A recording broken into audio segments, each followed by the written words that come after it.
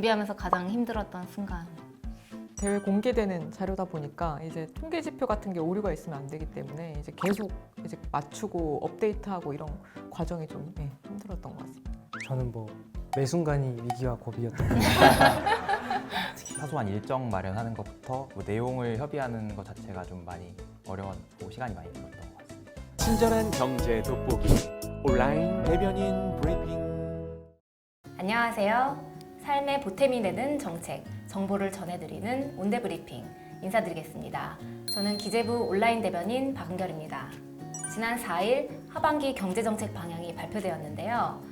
경제정책 방향은 말 그대로 우리 경제의 현황을 짚어보고 앞으로 나아갈 방향을 제시하는 그림이라고 볼 수가 있겠습니다. 이번 주 온대브리핑에서는 담당하시는 사무관들 모시고 하반기 경제정책 방향의 세부 내용을 살펴보도록 하겠습니다. 네, 사무관님들 인사 부탁드립니다. 안녕하세요. 네, 안녕하세요. 저는 종합정책과 연정은 사무관입니다. 안녕하세요. 저는 종합정책과 박철희 사무관입니다. 네, 종합정책과 정현엽 사무관입니다. 매년 말에 연간 경제정책 방향을 발표하고 있는데요. 작년 말에도 그래서 2023년 경제정책 방향이 발표되었었습니다.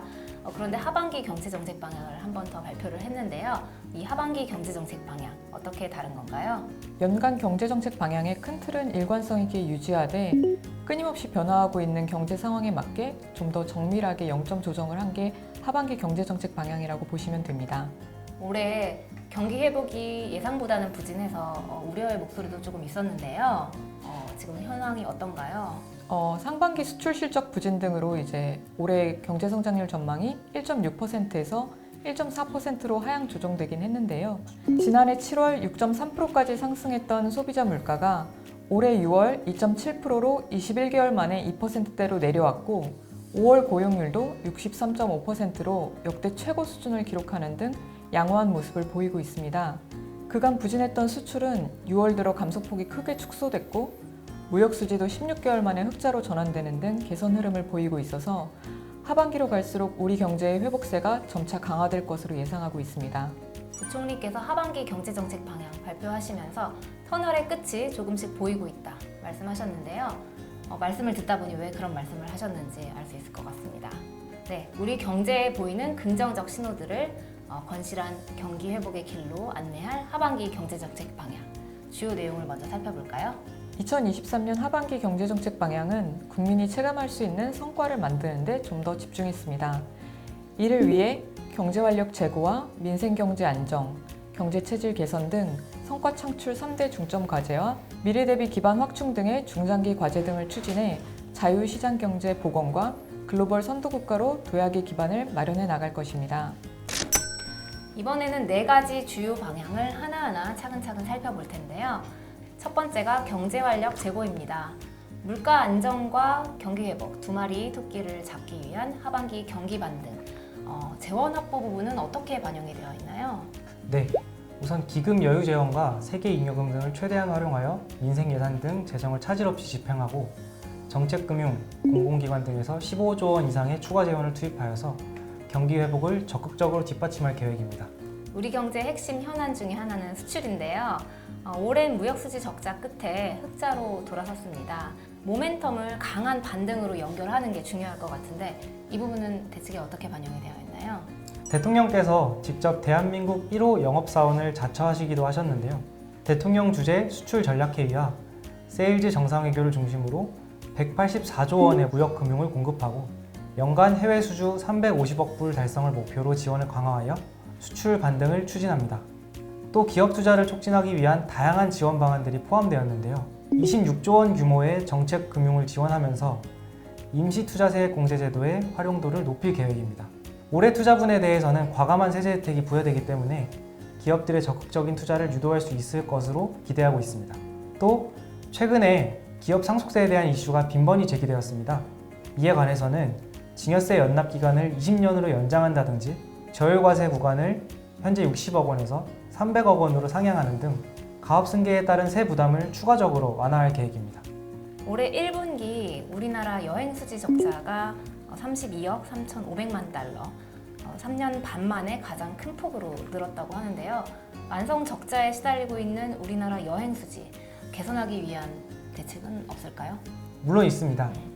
K-로드쇼 등을 통해서 한국 방문을 적극적으로 홍보하고 항공권 증정 행사, 주요 교통 플랫폼 서비스 개선 등으로 외국인의 여행 편의를 높이면서 K-팝 콘서트, 동행 축제, 코리아 세일 페스타 등 대규모 소비 이벤트를 릴레이로 개최함으로써 내 외국인의 관광 촉진 그리고 내수 활성화를 동시에 추진할 예정입니다. 네, 두 번째 주요 경제정책 방향, 민생경제 안정입니다. 물가 안정의 흐름을 확실하게 정착시키고 생계비 부담을 줄이는 데 중점을 두었는데요. 주요 내용 소개 부탁드리겠습니다.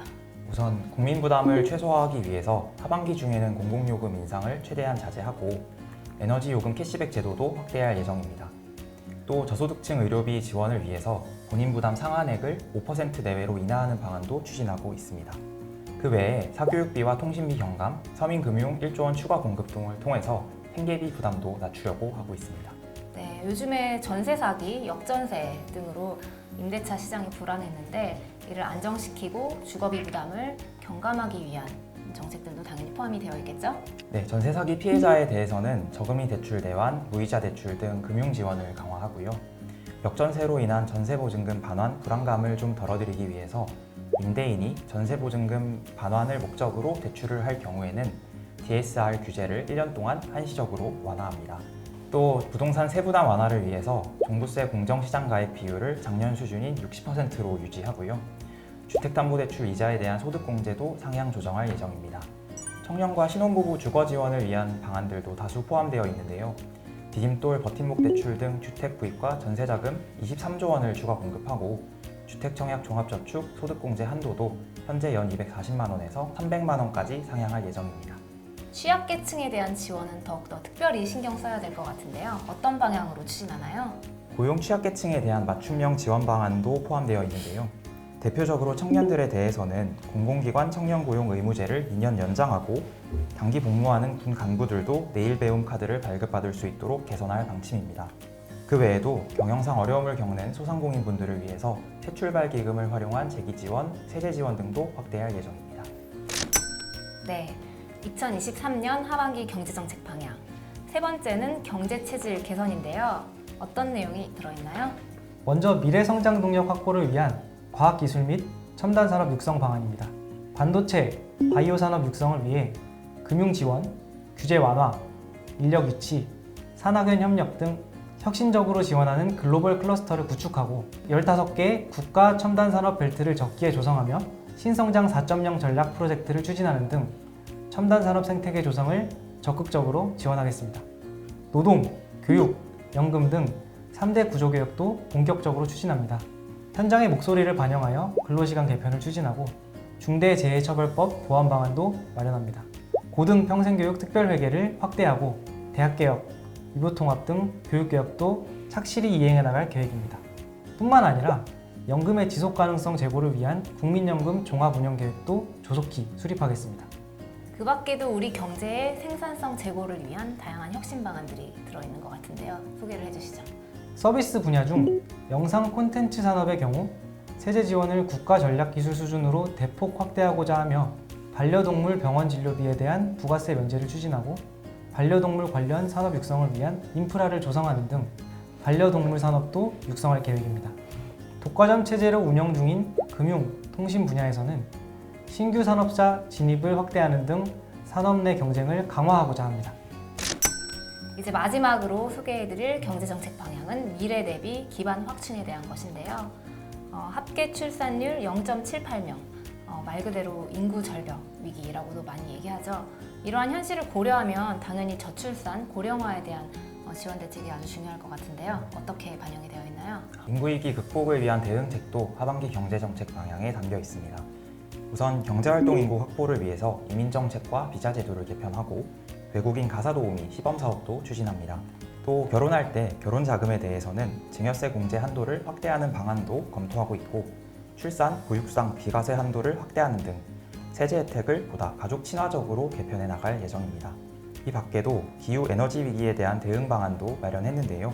우선 에너지를 보다 효율적으로 사용할 수 있도록 소상공인분들에게 노후 냉방기를 교체해드리거나 냉장고 문 달기를 지원하는 사업을 추진하고 있습니다.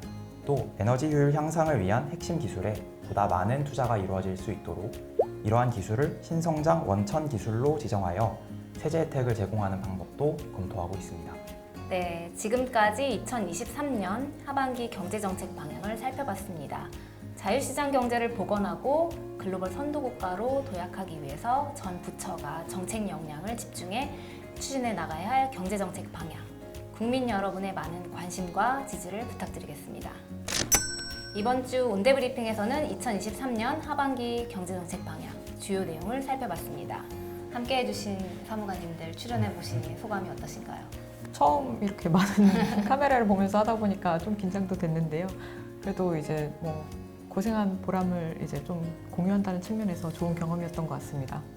이렇게 국민들 앞에서 직접 말씀을 드리고자 하니 좀 더 이제 뿌듯하기도 하고 한편으로는 책임감이 또 강해지는 듯한 느낌이 듭니다. 저희가 직접 이렇게 촬영을 해보는 것도 되게 색다른 경험, 좋은 경험이었던 것 같습니다. 네, 말씀도 다들 너무 잘해주시네요. 저는 다음 주에도 여러분의 삶에 도움이 되는 경제정책을 가지고 찾아뵙겠습니다. 시청자 여러분, 기재부 유튜브 채널 좋아요, 댓글 구독 알림 설정 부탁드립니다.